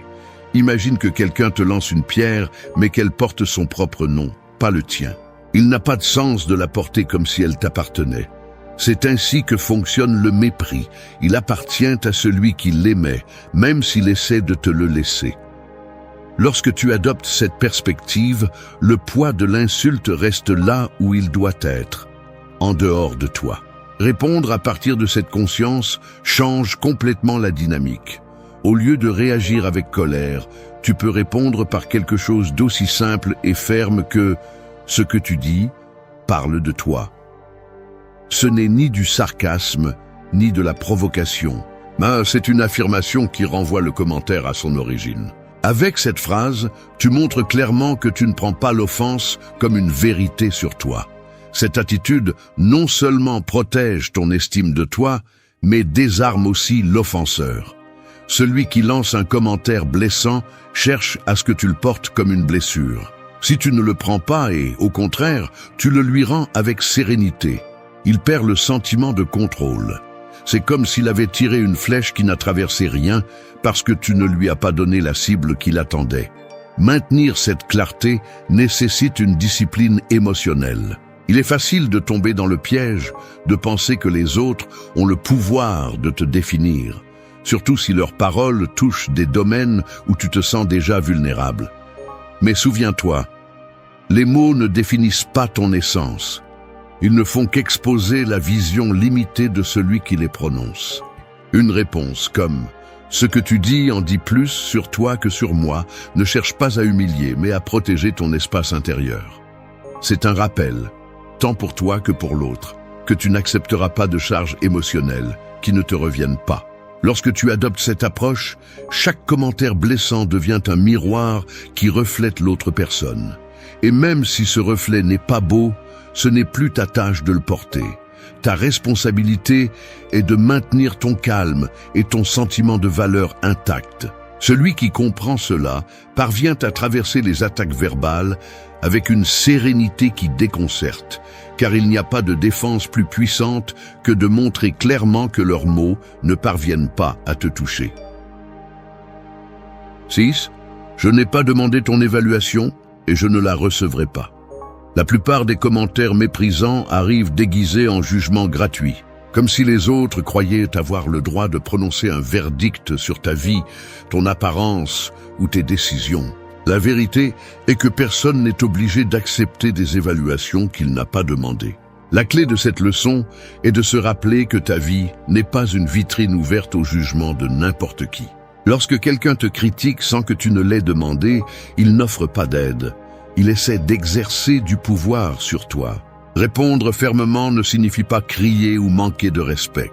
Cela signifie faire comprendre que tu n'accepteras pas cette intrusion déguisée en opinion sincère. Un commentaire ferme et direct comme « je n'ai pas demandé ton évaluation » fixe une limite immédiate. C'est une façon de fermer la porte à cette invasion et de rappeler que tu décides quelles opinions entrent dans ton esprit et lesquelles restent dehors. L'erreur la plus courante est de tomber dans le piège de se justifier. Dès que tu entends un jugement injuste, tu ressens le besoin de défendre ta décision, de prouver qu'ils ont tort. Mais à ce moment-là, tu as déjà cédé du pouvoir. Tu as accepté que l'autre personne a le droit de t'évaluer. Le véritable autocontrôle consiste à ne pas entrer dans le jeu et à rester ferme sur le fait que tu n'as pas besoin de son approbation pour valider tes choix. Le stoïcisme enseigne que nous ne devons pas dépenser d'énergie dans ce qui est hors de notre contrôle. L'opinion des autres est l'un de ces terrains, instable, changeant et souvent superficiel. Épictète conseillait de ne pas vivre comme esclave des applaudissements ou des critiques. Si tu fais les choses en fonction de tes valeurs, le jugement externe perd de son importance. Un exemple clair. Imagine que quelqu'un commente avec dédain ton apparence ou ton travail en disant « j'aurais fait beaucoup mieux ». Au lieu de discuter ou d'expliquer tes raisons, il suffit de dire calmement « je n'ai pas demandé ton évaluation ». Cette phrase, brève mais ferme, désarme l'offenseur car il ne trouve ni résistance ni justification. Juste une limite claire. Établir ce type de limite est un acte de respect de soi. Il indique que ta valeur ne dépend pas de l'opinion des autres et que tu ne permettras pas aux autres de se sentir en droit d'opiner sans avoir été invité. Loin d'être agressif, cette approche est libératrice car elle évite les discussions inutiles et protège ton énergie émotionnelle. De plus, arrêter de recevoir des évaluations non sollicitées te libère du fardeau d'essayer de plaire à tout le monde. Vivre pour satisfaire les autres est une tâche impossible et épuisante. Chaque personne aura une opinion différente sur ce que tu devrais être, faire ou dire. Si tu essayes de répondre à toutes, tu finis par te perdre toi-même. Répondre par « je n'ai pas demandé ton évaluation » n'est pas se fermer au dialogue constructif. Au contraire, c'est ouvrir un espace pour des conversations saines et respectueuses. La différence réside dans le choix de quand et à qui tu donnes le privilège d'opiner sur ta vie. Tu n'acceptes que les critiques qui viennent de personnes qui te respectent et qui apportent quelque chose de précieux à ta croissance. Cette réponse montre que tu as le courage de fixer des limites sans avoir besoin de hausser la voix. C'est la déclaration de quelqu'un qui connaît sa valeur et n'est pas prêt à la débattre avec n'importe qui. Lorsque tu réussis à exprimer cela calmement, Tu transmets de la sécurité et tu génères du respect, même chez ceux qui essaient de te provoquer. La prochaine fois que quelqu'un essaiera de te juger sans que tu ne l'aies demandé, rappelle-toi cette phrase. Ce n'est pas de la rudesse, c'est de l'auto-soin. 7. Je te rends ton venin, je ne le porte pas moi-même. Les commentaires dédaigneux semblent souvent être des flèches qui se plantent dans la poitrine. Mais la réalité est qu'ils n'entrent pas en toi, à moins que tu les laisses passer. Chaque mot blessant que tu entends est comme un colis que quelqu'un essaie de te livrer. Si tu ne l'acceptes pas, il reste entre les mains de celui qui l'a envoyé. Cette leçon consiste à apprendre à renvoyer le venin à l'endroit d'où il vient, non pas avec agression, mais avec clarté et maîtrise de soi. La plupart des gens pensent qu'ils doivent porter tout ce qu'on leur dit, comme s'il était inévitable d'absorber le mal. Cette erreur est celle qui maintient la blessure vive bien après que le commentaire a été prononcé. La force stoïcienne réside dans la compréhension que les mots n'ont pas de pouvoir en eux-mêmes. Ils n'en acquièrent que lorsque tu leur donnes une place dans ton esprit. Celui qui lance des insultes le fait en espérant que tu les reçoives, que tu les fasses tiennes. C'est pourquoi il est si déconcertant pour eux lorsque tu ne réagis pas comme ils s'y attendaient. Une réponse ferme peut être aussi brève que « ce commentaire ne m'appartient pas ». Avec cette phrase, tu rappelles à l'autre que son venin est le sien, pas le tien. Il n'y a pas de meilleure défense que de refuser de porter la toxicité que tu n'as pas demandée. Le stoïcisme nous enseigne à séparer ce qui est sous notre contrôle de ce qui ne l'est pas. Tu ne peux pas empêcher quelqu'un de parler avec mépris, mais tu peux empêcher que ces mots ne deviennent un poids émotionnel. Épictète disait que ce ne sont pas les choses qui nous blessent, mais l'opinion que nous avons d'elles. Appliquer cette idée signifie rejeter les mots blessants avant qu'ils ne pénètrent en toi. Maintenir cette position nécessite de la pratique, car l'impulsion naturelle est de se défendre ou de contre-attaquer. Mais répondre avec agression ne fait que montrer que tu as accepté le venin et que tu le rends maintenant avec plus de colère. Le rendre avec sérénité, en revanche, montre qu'il n'a eu aucun effet sur toi. C'est un acte de maîtrise de soi et en même temps de respect envers toi-même. Imagine que quelqu'un te dit avec mépris « tu es un échec ». Au lieu de t'expliquer ou de t'engager dans une discussion sans fin, tu peux répondre « c'est ta perception, pas la mienne ». Ainsi, tu ne rejettes pas seulement l'insulte, mais tu la renvoies à celui qui l'a prononcée. Tu ne permets pas que ces mots deviennent une blessure ouverte en toi. Cette attitude déconcerte l'offenseur car elle révèle que ses tentatives pour te blesser sont inutiles. Il s'attendait à une confrontation, à un geste de douleur ou à une réaction en colère. Au lieu de cela, il trouve quelqu'un qui ne se laisse pas intoxiquer. C'est ça le pouvoir, rester propre du venin des autres. Rendre le venin avec sérénité ne signifie pas toujours se taire, mais choisir des réponses qui ferment la porte à l'attaque et t'évitent de porter quelque chose qui n'a jamais été à toi. C'est l'une des défenses les plus puissantes que tu peux cultiver. Tu ne te contamines pas avec ce que les autres jettent. Et tu laisses clairement entendre que tu n'acceptes pas de devenir le réceptacle de leur amertume. 8. Ma tranquillité désarme ta provocation. Il y a des gens qui vivent pour allumer le feu des autres. Ils lancent des commentaires blessants comme des allumettes, espérant voir comment tu brûles de rage ou te noies dans la tristesse. Leur véritable objectif n'est pas le commentaire en soi, mais la réaction qu'ils parviennent à obtenir de toi. C'est là leur victoire, quand tu perds ton calme et que tu entres dans leur jeu. La stratégie stoïcienne que tu apprendras ici consiste à faire de ton calme ton bouclier le plus solide. Garder son calme ne signifie pas supporter l'abus en silence, ni avaler ce que tu ressens. Cela signifie contrôler ta réaction émotionnelle pour qu'il ne puisse pas t'utiliser comme un jouet. Chaque fois que tu cèdes à l'impulsion de répondre avec colère, tu montres qu'il contrôle les ficelles de tes émotions. En revanche, lorsque tu conserves ton calme, tu envoies un message silencieux mais puissant. Tu n'as pas le pouvoir de me perturber.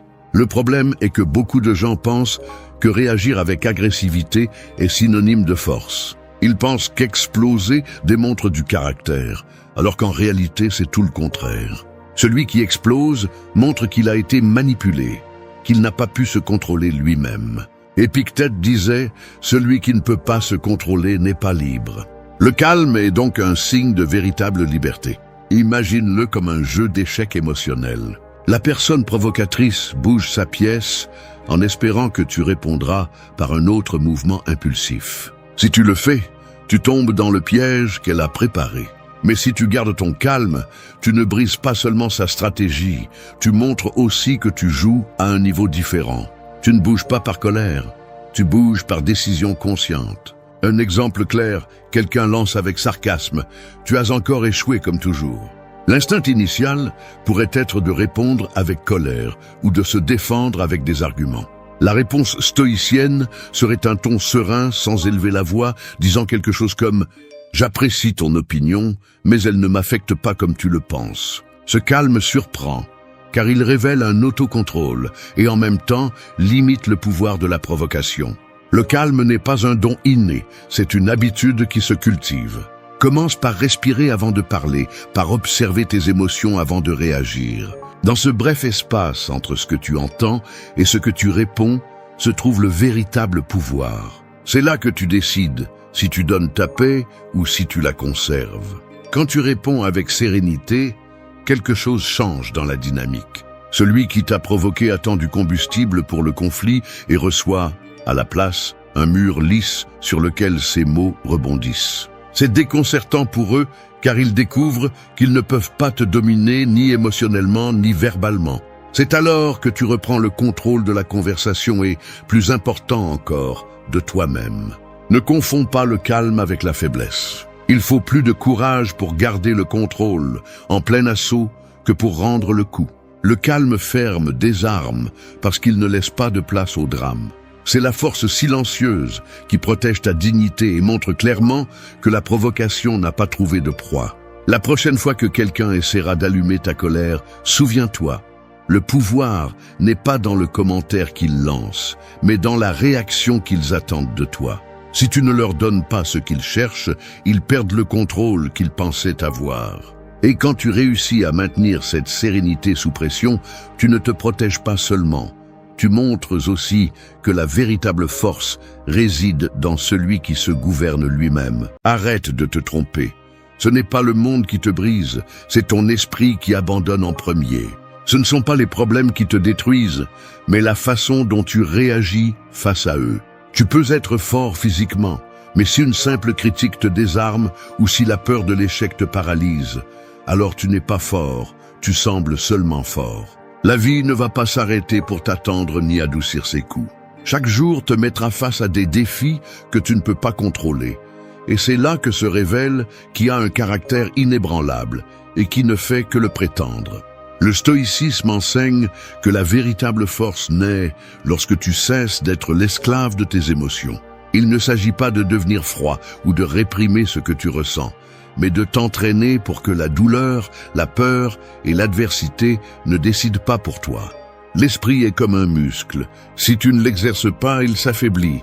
Si tu l'entraînes dans la difficulté, il devient imbattable. C'est la différence entre sombrer sous les coups de la vie ou les utiliser comme des marches pour te relever plus haut. Cette vidéo n'est pas pour ceux qui cherchent de jolies phrases ou qui veulent de la compassion.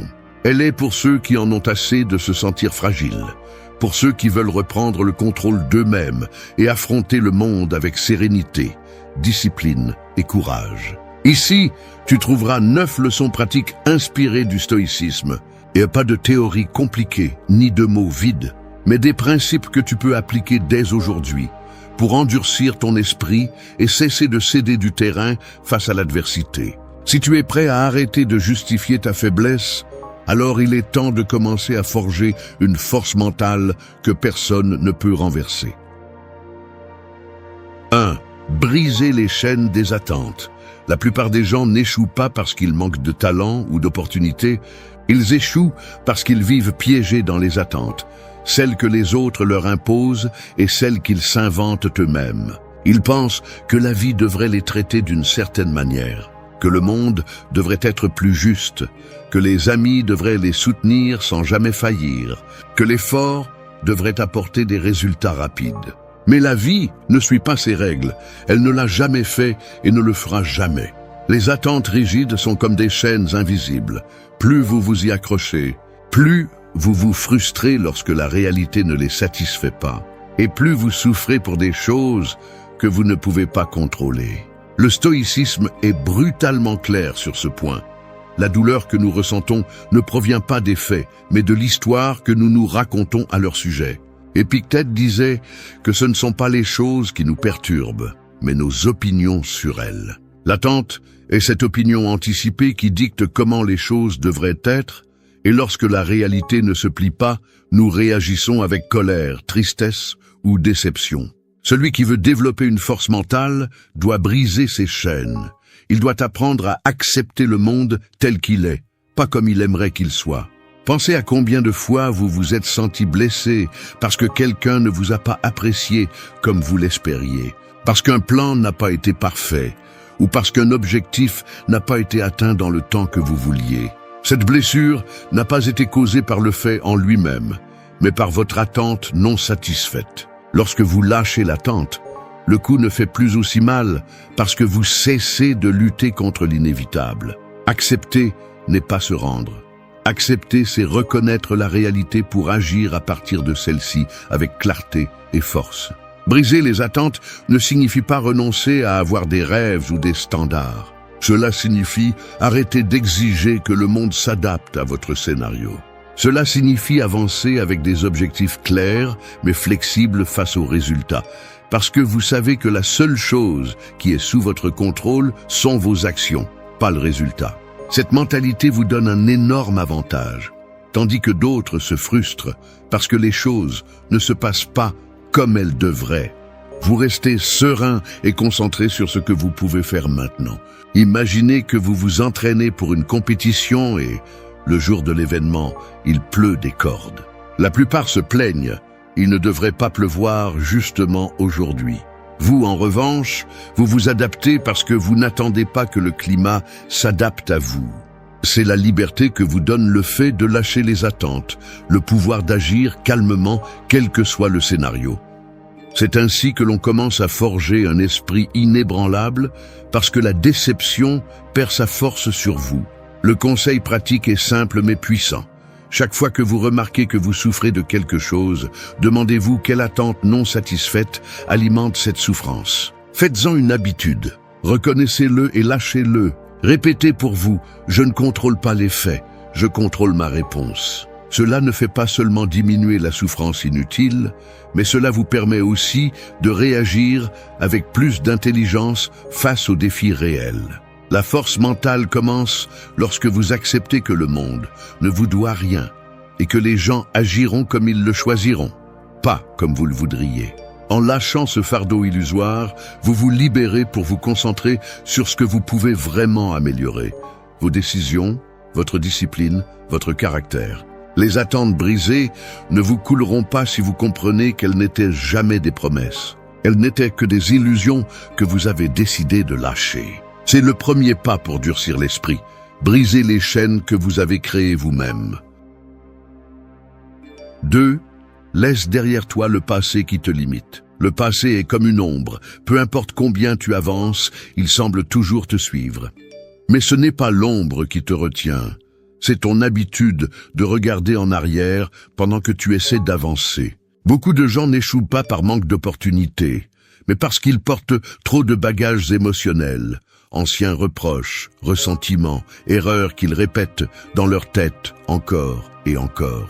Et bien que le passé ne puisse pas te toucher physiquement, il a la capacité de paralyser ton présent si tu lui donnes du pouvoir sur toi. Le stoïcisme enseigne que le temps le plus précieux est celui que tu as maintenant, pas celui qui est parti. Marc Aurèle a écrit que personne ne peut revenir en arrière. Donc dépenser de l'énergie sur le passé est aussi absurde que d'essayer de capturer de la fumée avec les mains. Pourtant, nous restons attachés à des souvenirs douloureux parce que nous croyons qu'en les revivant, nous trouverons justice ou réparation. Alors qu'en réalité, nous ne faisons que rouvrir des blessures. La véritable force mentale surgit lorsque tu te permets de lâcher ce que tu ne peux plus changer. lorsque tu décides que ta vie ne sera pas définie par des chapitres anciens. Pense à combien de fois tu as justifié ton manque de progrès par des phrases comme « je suis comme ça à cause de ce qui m'est arrivé » ou « si je n'avais pas commis cette erreur ». Chaque fois que tu le fais, tu confies le volant de ta vie à une version de toi qui n'existe plus. L'adversité que tu as vécue a pu te marquer, mais elle n'a pas le droit de gouverner ce que tu fais aujourd'hui. Elle continue d'influencer tant que tu lui donnes la permission. Laisser derrière soi le passé ne signifie pas l'oublier ou prétendre qu'il ne s'est jamais produit. Cela signifie reconnaître qu'il a déjà rempli son rôle, te montrer ce que tu devais apprendre. Chaque blessure peut être un rappel de ta résilience, mais elle ne doit pas devenir une chaîne. Si chaque fois que tu penses à une erreur du passé, tu as l'impression de couler, alors tu n'as rien appris de cette expérience, tu es simplement devenu son prisonnier. Un exercice stoïcien que tu peux pratiquer dès aujourd'hui est d'écrire ce qui te lie encore. Noms, souvenirs, erreurs, voire anciens rêves qui n'ont plus de sens. Lis-les à voix haute et demande-toi ensuite, puis-je changer quelque chose à cela maintenant? Si la réponse est non, alors répète-toi, cela a joué son rôle, maintenant je le laisse partir. Ce petit acte symbolique peut libérer une énorme charge mentale, car il transforme ta relation avec ce qui n'existe plus. Le passé a le pouvoir que tu lui accordes. Si tu l'utilises comme une excuse, il te retient. Si tu l'utilises comme un enseignant, il te renforce. La différence réside dans la façon dont tu choisis de le regarder. Chaque fois que le souvenir d'une erreur te poursuit, rappelle-toi, ce qui compte, ce n'est pas ce qui s'est passé, mais ce que je décide de faire maintenant. Cette phrase est une ancre qui te ramène au présent, qui est le seul terrain sur lequel tu as le contrôle. Un esprit inébranlable ne se définit pas par les coups qu'il a reçus, mais par sa capacité à continuer à marcher sans regarder en arrière, avec ressentiment. Lâche ce que tu ne peux plus changer et avance plus légèrement, car c'est la seule façon de construire un avenir qui ne soit pas une copie de ton passé. 3. Entraîne ton esprit à tout résister. La plupart des gens se concentrent sur l'entraînement du corps, mais négligeant le véritable champ de bataille, l'esprit. Le corps se fatigue, se courbe avec l'âge, mais un esprit fort peut te soutenir même lorsque le corps ne répond plus. Ce qui défait les gens n'est pas la fatigue physique, mais la reddition mentale. Avant que quelqu'un abandonne un rêve, son esprit l'a fait bien avant. Et c'est là que le stoïcien fait la différence. Tandis que d'autres cherchent le confort, le stoïcien s'entraîne dans l'inconfort pour devenir imperturbable. L'esprit, tout comme les muscles, se renforce avec l'effort constant. Si tu fuis toujours la douleur, le froid, le silence inconfortable ou les émotions difficiles, tu ne développeras jamais la résistance nécessaire pour supporter ce que la vie te lancera inévitablement. Marc Aurèle a fait face à des trahisons, des guerres, des pestes et la perte de ses enfants. Mais sa sérénité est restée intacte parce qu'il a entraîné son esprit à ne pas se briser face à la douleur. C'est le niveau de force auquel nous aspirons. Résister non pas parce que le monde est gentil, mais parce que tu t'es préparé pour les assauts. Commence par quelque chose de basique. Dérange ton esprit volontairement. Lève-toi plus tôt que tu ne le voudrais. Termine ce que tu as commencé, même si tu n'en as pas envie. Garde le silence quand tu voudrais discuter. Refroidis ton corps avec des douches d'eau froide pour te rappeler que tout ne doit pas être agréable. Chaque petit défi est une brique de plus dans les murs de ta forteresse intérieure. Il ne s'agit pas de devenir insensible, mais d'apprendre à ce que l'inconfort ne te contrôle pas. Tu dois aussi entraîner ton esprit à tolérer l'incertitude. Beaucoup de gens sombrent non pas à cause de ce qui se passe, mais à cause de l'anxiété de ne pas savoir ce qui va se passer. C'est là que la pratique stoïcienne du détachement du résultat devient ta plus grande arme. Fais ce qui est sous ton contrôle et accepte ce qui ne dépend pas de toi. Cette habitude empêche ton esprit de s'épuiser à lutter contre des fantômes. Un esprit fort ne se laisse pas non plus manipuler par les émotions du moment. Lorsque la colère, la peur ou la tristesse tentent de t'entraîner, arrête-toi et observe-les comme si elles étaient des nuages passant devant un ciel immense. Elles ne sont pas toi, elles ne sont que des états qui viendront et partiront. La capacité de reconnaître cela empêche que tu agisses impulsivement et te maintient ferme lorsque tout autour de toi semble s'effondrer. Pratique quotidienne. Chaque jour, choisis quelque chose de petit que tu éviterais normalement par confort et fais-le. Cela peut être de marcher au lieu de prendre les transports, de résister à l'envie de regarder ton téléphone à chaque silence ou de rester 5 minutes de plus à travailler lorsque ton esprit cherche des excuses pour arrêter. Ces actes simples, répétés avec constance, entraînent ta discipline mentale et te préparent pour des moments difficiles. Un esprit entraîné n'est pas celui qui ne ressent jamais la peur ou la tristesse, mais celui qui les reconnaît sans leur obéir. C'est le véritable bouclier contre les tempêtes externes. Si tu deviens le genre de personne qui reste calme lorsque les autres s'effondrent, non pas parce que tout va bien, mais parce que tu t'es entraîné à tout résister, alors tu auras construit une forteresse que aucune circonstance ne pourra démolir. 4. Fais ce qui est juste sans chercher de témoins. La plupart des gens agissent bien seulement quand quelqu'un les observe. Ils s'efforcent de montrer de la discipline s'ils savent qu'ils recevront des éloges. Ils se comportent avec intégrité tant qu'ils craignent d'être découverts en train de faire le contraire. Mais ce n'est pas une véritable force, c'est agir par commodité. Un caractère inébranlable ne dépend pas du regard des autres. Il se forge dans les moments silencieux, quand il n'y a pas d'applaudissements, ni de caméra, ni personne pour te récompenser d'avoir choisi ce qui est juste. Le stoïcisme enseigne que le seul juge qui devrait t'importer est ta propre conscience. Sénèque a écrit que le plus grand est d'agir bien même si personne ne le sait. La plupart cherchent la reconnaissance parce qu'ils ont encore besoin de validation externe pour se sentir précieux. Mais celui qui se gouverne lui-même n'agit pas pour plaire. Il agit parce qu'il sait que chaque décision façonne son caractère. Et ce caractère, et non l'approbation externe, est ce qui définit ta véritable valeur. Pense à la force qu'il faut pour dire la vérité, même si elle est inconfortable. Pour tenir parole, même si personne ne le remarque. Pour accomplir ton devoir, même si le mérite revient à un autre. C'est ça, le pouvoir intérieur. Quand tu fais ce qui est juste en silence, tu deviens quelqu'un de fiable, solide, difficile à corrompre. Et même si les autres ne le voient pas tout de suite, tu sais que tu n'as pas trahi tes principes et cette certitude donne une paix que personne ne peut te prendre. Le problème de vivre pour être vu est que cela te rend prisonnier des attentes des autres. Tu te fatigues à essayer de maintenir une image impeccable et tôt ou tard tu t'effondres. En revanche, celui qui agit par conviction n'a pas besoin de maintenir des masques.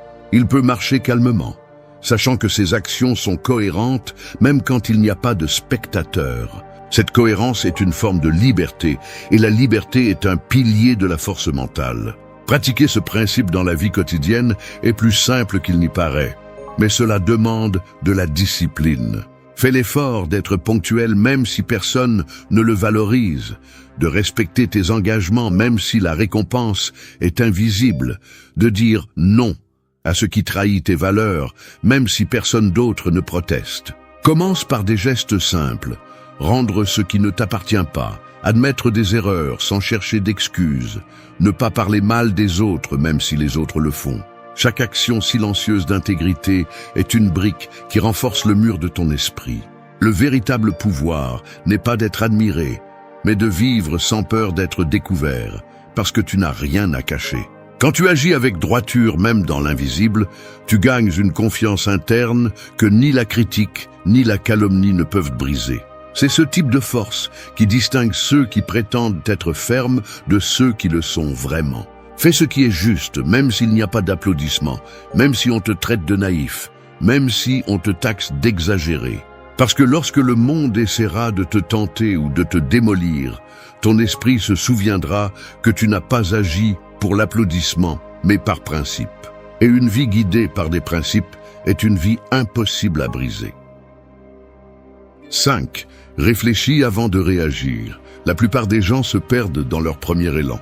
Un commentaire blessant, un regard de mépris, une mauvaise journée au travail, et ils répondent immédiatement avec colère, des mots précipités ou des décisions qu'ils regrettent plus tard. Ce n'est pas la situation qui détruit la paix mentale, mais l'incapacité de s'arrêter avant de réagir. Dans un monde où tout pousse à la vitesse et au bruit, la véritable force réside dans la pause, l'espace entre ce qui se passe et la réponse que tu choisis de donner. Épictète disait que nous ne pouvons pas contrôler ce que font les autres, mais nous pouvons contrôler comment nous répondons. Celui qui ne développe pas ce self-control devient l'esclave de quiconque sait le provoquer. Il suffit que quelqu'un appuie sur le bouton de sa colère ou de sa peur pour qu'il perde le contrôle. C'est pourquoi le stoïcisme insiste sur l'entraînement de l'esprit à maîtriser les impulsions. Chaque réaction inconsciente te vole de l'énergie et pire encore, te fait agir contre tes propres valeurs. Imagine qu'on te jette une étincelle allumée. Elle n'est pas dangereuse tant que tu ne lui donnes pas de combustible. Il en va de même pour les offenses ou les problèmes. Ils ne te détruisent pas par ce qu'ils sont, mais par le feu que tu leur ajoutes avec ta réaction. La personne qui réfléchit avant de réagir devient comme l'eau. Elle reçoit l'impact, mais ne l'alimente pas. Cette maîtrise n'est pas une faiblesse, c'est du pouvoir à l'état pur. Pour t'entraîner à cela, commence par quelque chose d'aussi simple que de respirer avant de répondre. Cela peut sembler trivial, mais cette seconde d'air est un bouclier qui te permet d'observer ce que tu ressens avant qu'il ne t'emporte. Demande-toi, ma réponse va-t-elle résoudre quelque chose ou simplement aggraver la situation? Cette question brève, posée à temps, peut te sauver de conflits inutiles, de discussions absurdes et de décisions impulsives qui laissent des cicatrices. Une autre pratique utile est de t'imaginer observer la situation de l'extérieur, comme si tu étais un tiers. Ce petit changement de perspective refroidit la colère et éveille le raisonnement. Un stoïcien ne permet pas à une émotion momentanée de décider de son destin. Il s'assure que son action soit délibérée, non le produit de la chaleur du moment. La force mentale ne réside pas dans l'absence d'émotion, mais dans le fait de ne pas être emporté par elle. La peur, la colère ou la tristesse sont inévitables, mais elles n'ont pas à dicter ta conduite. Chaque fois que tu réussis à freiner une réaction impulsive, tu renforces le muscle invisible de la volonté, celui qui te permet de rester ferme lorsque les autres se brisent.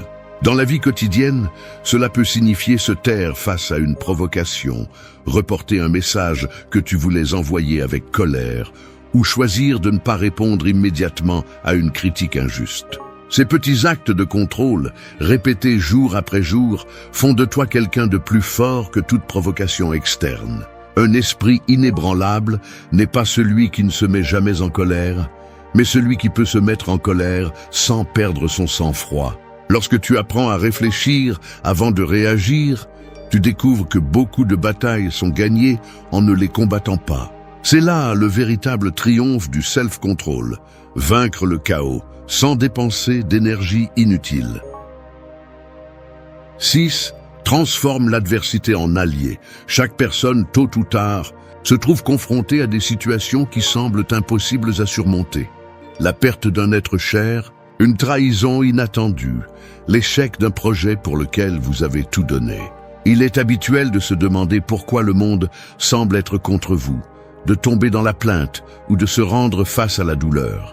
Mais c'est là que se mesure la véritable force. Il ne s'agit pas d'éviter la souffrance, mais de la transformer en un carburant qui stimule votre croissance. Le stoïcisme soutient que les obstacles ne sont pas des ennemis, ils font partie du chemin.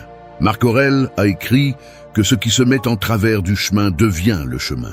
Cela signifie que chaque problème, aussi insupportable qu'il puisse paraître, est une occasion de démontrer votre capacité à résister, à vous adapter et à devenir plus sage. L'adversité n'arrive pas pour vous détruire, elle arrive pour révéler de quoi vous êtes fait.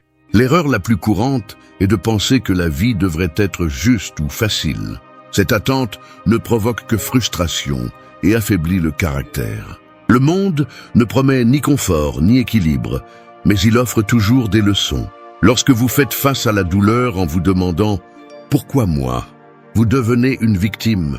Lorsque vous demandez « À quoi cela me sert-il ?», vous devenez un apprenti. C'est cette mentalité qui transforme l'adversité en un professeur implacable mais juste. Pensez à l'acier.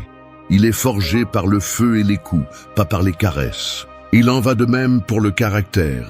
Chaque coup de la vie est une occasion de vous forger plus fort, plus discipliné, plus serein. Celui qui fuit les défis finit par être fragile, car il n'a jamais développé de résistance. En revanche, celui qui les affronte sans se victimiser accumule des cicatrices qui ne l'affaiblissent pas, mais le rendent plus fort. Une pratique essentielle pour appliquer cette leçon est de changer le langage interne. Au lieu de dire « cela m'a ruiné », répétez « cela m'a entraîné ». Au début, cela semble forcé, mais avec le temps, votre esprit cesse de voir les difficultés comme des punitions et commence à les voir comme des épreuves à surmonter. Ce simple changement de perspective réduit la souffrance inutile et vous donne la clarté pour agir. Il est également crucial de se rappeler que toute douleur n'est pas un signe que quelque chose ne va pas. Souvent, c'est simplement le prix du progrès. Le corps souffre après un bon entraînement, mais cette douleur annonce la croissance. L'esprit souffre lorsqu'il est confronté à des vérités inconfortables, mais ce malaise indique la maturité. Si vous évitez tout ce qui est inconfortable, vous restez faible. Une autre habitude pratique est d'analyser chaque crise avec froideur. Écrivez ce qui s'est passé, ce que vous pouvez contrôler et ce que vous ne pouvez pas. Ensuite, décidez d'agir uniquement sur ce qui dépend de vous. Cette stratégie évite que vous ne vous consumiez en plaintes inutiles et dirige votre énergie vers des solutions réelles. Le pouvoir de transformer l'adversité en allié ne réside pas dans l'amour de la souffrance, mais dans la compréhension que chaque obstacle apporte une opportunité de se renforcer. La différence entre quelqu'un qui se brise et quelqu'un qui se relève réside dans l'attitude avec laquelle il affronte la difficulté. Lorsque la douleur frappe, gardez la tête haute et souvenez-vous, vous n'êtes pas venu pour vivre une vie sans problème, vous êtes venu pour devenir plus fort en les affrontant. Chaque blessure peut être une médaille si vous décidez d'en tirer des leçons. C'est le chemin de ceux qui ne se plient pas. Ils n'attendent pas que le monde change. Ils changent face au monde et en font leur propre terrain d'entraînement. 7. Prends le contrôle absolu de ton temps. Le temps est la ressource la plus précieuse que tu possèdes, mais aussi la plus gaspillée. Il s'écoule sans que tu t'en rendes compte dans des conversations inutiles, dans des distractions qui n'apportent rien, dans des inquiétudes qui ne se matérialisent jamais. Ce qui affaiblit la plupart des gens n'est pas le manque de talent ou d'opportunité, mais l'incapacité à gérer leur temps comme s'il comptait vraiment. Chaque minute que tu consacres à quelque chose sans valeur est un morceau de vie que tu ne récupéreras jamais. Les stoïciens comprenaient que le temps ne se dépense pas, il se donne. Sénèque avertissait que nous ne sommes pas conscients de la brièveté de la vie, parce que nous vivons comme si elle était infinie. Chaque jour qui passe est une pièce de monnaie qui ne revient jamais, c'est pourquoi le gaspiller en futilité est l'un des plus grands actes d'autodestruction. Un caractère fort se construit avec discipline, et la discipline commence par savoir à quoi tu consacres tes heures. Le problème n'est pas l'horloge, mais les excuses que nous lui donnons. Je n'ai pas le temps signifie souvent « je ne sais pas prioriser » ou « je préfère me distraire plutôt que de faire face à ce qui est important ». Celui qui n'a pas le contrôle de son agenda ne peut pas avoir le contrôle de son esprit, car il vit en réagissant à ce que le monde lui impose. En revanche, celui qui décide consciemment de ce qui mérite de l'espace dans sa journée commence à reprendre le contrôle de sa vie. Prendre le contrôle absolu du temps exige d'apprendre à dire non. Dire non à des engagements qui n'ajoutent rien, à des conversations qui ne font que drainer l'énergie, à des réseaux sociaux qui volent des heures déguisées en minutes. Chaque non à l'inutile est un oui à ta croissance. Il ne s'agit pas de devenir inflexible, mais de reconnaître que chaque heure investie dans ce qui n'est pas important est une heure que tu retires à ce qui est important. Une pratique stoïcienne que tu peux appliquer dès aujourd'hui est de commencer la journée en choisissant 3 priorités non négociables et de t'engager à les accomplir avant de te laisser distraire par quoi que ce soit d'autre. Cette habitude t'oblige à vivre avec intention et te protège de te retrouver piégé dans des activités sans but. Une autre clé est de cesser de voir le repos comme une perte de temps. Le repos planifié fait partie du contrôle. Il sert à recharger l'énergie et à maintenir la clarté mentale. Ce qui affaiblit n'est pas le repos, mais le gaspillage du temps en loisirs sans direction, te laissant vidé par des distractions interminables qui ne te nourrissent ni ne te renouvellent. La force mentale fleurit chez ceux qui respectent leur temps, car ils apprennent à se concentrer et à résister aux tentations qui cherchent à les disperser. Lorsque ton agenda reflète tes valeurs, chaque jour devient une déclaration de qui tu es et de ce que tu priorises. Ne blâme pas le destin ou le manque d'opportunités. Ta vie est faite de la manière dont tu utilises les heures qui te sont accordées. Celui qui ne protège pas son temps finit par vivre selon les priorités des autres. Le récupérer ne nécessite pas de magie, juste une décision. Décide que ton temps est à toi et utilise-le pour te construire, pas pour t'user. Lorsque tu apprendras à contrôler ton temps, tu arrêteras de sentir que la vie te traîne. Au lieu de réagir au jour, tu commenceras à les diriger. Ce contrôle silencieux sur tes heures est l'un des signes les plus clairs d'un esprit inébranlable. 8. Arrête de te plaindre et cherche des solutions. La plainte est le langage de l'impuissance. C'est le signe d'un esprit qui se sent victime du monde et qui a renoncé à son pouvoir d'agir. Rien n'affaiblit plus le caractère que l'habitude de blâmer le destin, le gouvernement, la famille, le climat, tout sauf soi-même. Se plaindre ne résout rien, ne change rien, ne déplace pas un seul obstacle sur le chemin. Cela ne fait que gaspiller de l'énergie et multiplier le sentiment que tout est perdu. Le stoïcisme est catégorique. Les circonstances ne sont pas le problème. Le problème est la manière dont tu les affrontes. Marc Aurèle a écrit que si quelque chose est sous ton contrôle, agis. Si ce n'est pas le cas, accepte et avance. Se plaindre n'entre dans aucune de ces deux catégories, car ce n'est ni une action ni une acceptation, c'est de la stagnation. Chaque minute que tu utilises pour te plaindre est une minute que tu pourrais consacrer à chercher des alternatives. La plainte a aussi un coût silencieux. Elle nourrit la mentalité de victime. Plus tu te plains, plus tu cèdes le pouvoir sur ta vie à des facteurs externes. Tu te convaincs que tu ne peux rien faire et tu deviens spectateur de ta propre histoire. C'est là la racine de la faiblesse mentale. Vivre comme si tout dépendait de ce que les autres font ou de ce que le hasard décide. Celui qui décide d'arrêter de se plaindre reprend le contrôle de son énergie et commence à l'utiliser de manière productive. Au lieu de dire « c'est injuste », il se demande « que puis-je faire avec ce que j'ai devant moi ?» Cette simple question change la direction de tes pensées. Elle les sort de la frustration et les concentre sur les possibilités. Pratiquer ce principe nécessite une attention quotidienne. Chaque fois que tu remarques que tu vas te plaindre, arrête-toi et demande-toi « cette plainte va-t-elle changer quelque chose ?» Si la réponse est non, remplace-la par un plan, même petit, une étape, une décision, une action concrète. Cela peut être d'apprendre une compétence, de demander de l'aide, de réorganiser tes priorités ou simplement d'accepter ce qui ne peut pas être changé. Ce changement d'habitude transforme lentement ta mentalité.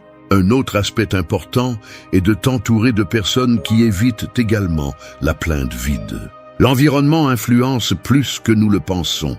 Si tout le monde autour de toi se plaint, il est facile de tomber dans le même piège.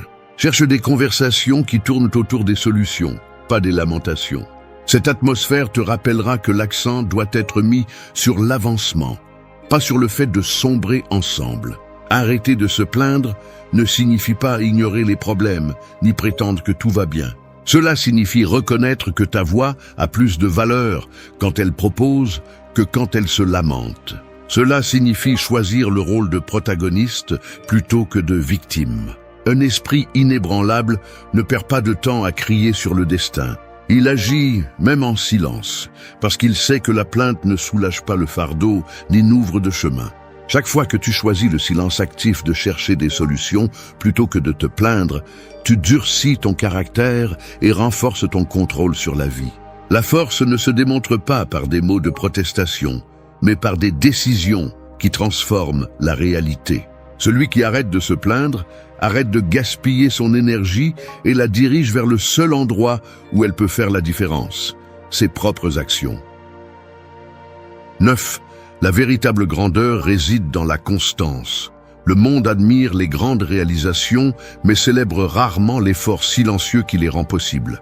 Beaucoup pensent que la grandeur naît d'un moment d'inspiration ou d'un coup de chance. Mais en réalité, elle naît des habitudes répétées jour après jour, même lorsqu'il n'y a pas de motivation, même lorsque personne n'applaudit. Ce qui sépare ceux qui atteignent ce qu'ils se proposent de ceux qui restent dans les promesses, c'est la constance, pas le talent ni les circonstances. Le stoïcisme enseigne que la discipline quotidienne est plus puissante que les impulsions occasionnelles. Sénèque disait que la chance est ce qui se produit lorsque la préparation rencontre l'opportunité. Cette préparation n'apparaît pas de nulle part. Elle se construit dans les petits actes qui semblent insignifiants mais qui, ajoutés, créent des résultats extraordinaires. La grandeur n'est pas un événement, c'est une conséquence. L'erreur commune est d'attendre de ressentir de la motivation pour agir. La motivation est volatile.